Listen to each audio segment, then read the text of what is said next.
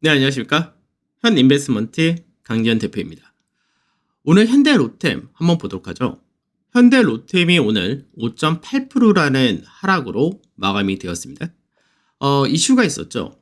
노르웨이 관련된 전차 사업이 이제 독일하고 이제 결과적으로 이제 계약을 체결한다가 돼버리면서 앞전 작년 9월이었어요. 작년 9월에 노르웨이에 있는 방산 업체하고 뭐 협력 합의서를 체결했다 부분이 있어서 거기에 따른 기대감이 있었던 부분이 떨어졌다. 이렇게 보면 되겠죠.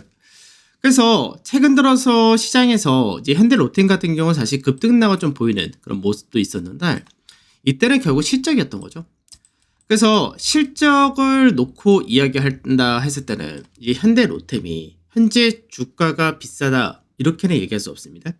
다만 앞으로 시장에서 이런 이슈적인 부분, 수주가 더 늘어나느냐 이게 주가의 강세를 보이는 데는 굉장히 중요하다. 이렇게 볼 수밖에 없는데 현대로템 실적하고 한번 보도록 하죠. 현대로템이 이번에 실적 발표할 때 굉장히 4분기 실적이 잘 나왔습니다. 영업이익률이 사실 현대로템 같은 경우는 그동안 굉장히 낮은 영업이익률을 보여줬었는데 이 부분을 4분기에 이제 폴란드에 대한 전차 수출 부분을 시장이 인식을 하면서 이제 영업이익률이 크게 높아진 케이스를 보여줬다 되죠. 그래서 이제 현대로템은 기존에는 사업 자체가 이제 철도 관련된 부분 이쪽에서가 대부분의 매출을 차지하고 그리고 그 외적인 쪽에서는 매출 규모가 좀 제한적인 그런 흐름을 보여줬었다는데 이번에 수주 자체를 전차 쪽에서 대규모로 받다 보니까 이 부분이 앞으로의 매출에서는 전차, 디펜스 부분에서가 증가되는 모습을 보여준다 되고 이쪽에서가 국내 자체적인 납품을 하게 될 경우는 마진율이 작은 케이스였는데 이게 폴란드에 수출한 부분에 대한 부분은 이제 전차에서 마진을 한 10% 정도 앞으로 나타낼 것이다. 이렇게 전망이 되게 됩니다. 그래서 영업이익률 자체가 이제 꾸준하게 앞으로 안정적으로 이어진다가 현재 전망으로 보여주고 있고요. 수주를 작년에 크게 받았던 부분을 이제 앞으로도 추가적으로 폴란드에서 2차 계약을 할 것이냐 역시도 중요하다. 이렇게 보시면 되겠죠.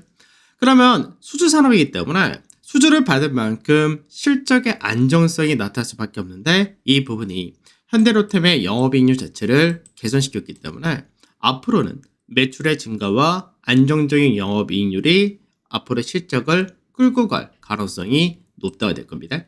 그래서 이런 부분은 회사의 재평가를 받는 과정 중에 하나이기 때문에 사실 최근의 이슈에 따라서 등락을 보이고는 있지만 전체적인 회사에 대한 관점은 긍정적이다 이렇게 볼 수가 있을 것이고 앞으로 추가적인 수주를 어떻게 받느냐가 향후 주가에 받는 모멘텀으로 작용될 가능성도 높다가 되겠죠. 그러면 이제 실적적인 부분도 한번 봤으니까 밸류적인 부분도 한번 보도록 하죠. 밸류를 보게 되면 지금 이제 현대로템이 앞전에 매출이 3조를 넘어간 경우가 굉장히 좀 드물었던 그런 케이스였는데 이제 작년부터 3조대를 넘어갔고요. 올해는 3조 7천억 정도의 전망이 나타나고 있습니다. 즉 영업이익률을 본다면은 거의 한 15% 이상의 매출 증가를 보여준다는 얘기고 영업이익 역시 이제 2,400억 정도로 전망하고 있기 때문에 영업이익률 역시도 상당히 높은 수준을 보여준다는 거죠. 그래서 영업이익률 자체가 아까 회사에서 제시한 부분과 거의 비슷하다고 보시면 될 것 같은데 4.6에서 6.5 거의 5%에서 6% 정도까지의 영업이익률 전망이 나오기 때문에 밸류적인 부분에서는 뭐 아주 싸다라고 할 수는 없습니다. 한 15% 전후가 되니까 그리고 자산 가치가 한 1.5에서 1.8 정도 이렇게 올라와 있는 상태이기 때문에 다만 앞으로 꾸준하게 수주를 받아가고 해외에서의 이제 전차라든지 그 외적인 부분에 따른 수주 모멘텀을 감안하는 성장이다라는 부분을 감안한다면 주가 자체 밸류가 비싸다라고는 얘기할 부분은 없을 것 같다고 봐야 될 것 같고 그래서 우선은 시장에서 모멘텀적인 부분이 1분기에 나올 수 있는 데가 이제 이달 하반기 이달 말 정도 되겠죠. 그때 이제 아랍에미리트에서 하는 이제 방산 관련된 이벤트 요거 하나와 그리고 이달 중에 폴란드 앞전에 이제 계약을 맺었던 부분에서 2차 이행 계획에 대해서 구체적으로 논의가 된다는 부분 이런 부분이 시장에서 모멘텀으로 작용할 수 있느냐 요 정도 보시면 될 것 같습니다. 자 그럼 차트적인 부분 한번 보도록 하죠.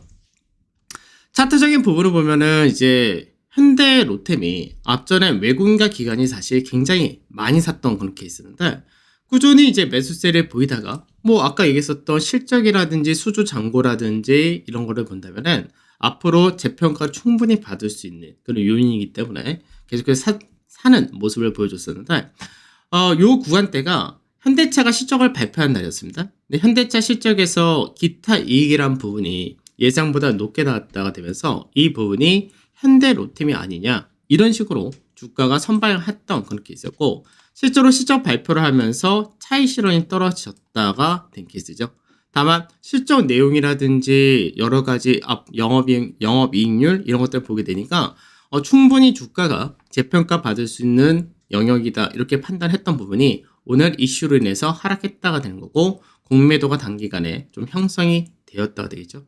그 공매도 평단을 볼 때는 29,000원짜리 전후 이 가격대를 넘어가는 게 앞으로 중요하다가 될 수밖에 없는데 차트적인 부분에서는 지금 그렇게 따진다면 현재 상단 자리 32,000원 그리고 하단 자리로서는 지금 25,000원짜리대 초반 정도 여기를 잡아놨다가 되는 거고 중간 가격이다라고 한 자리대가 이제 28,500에서 29,000원 사이가 됩니다.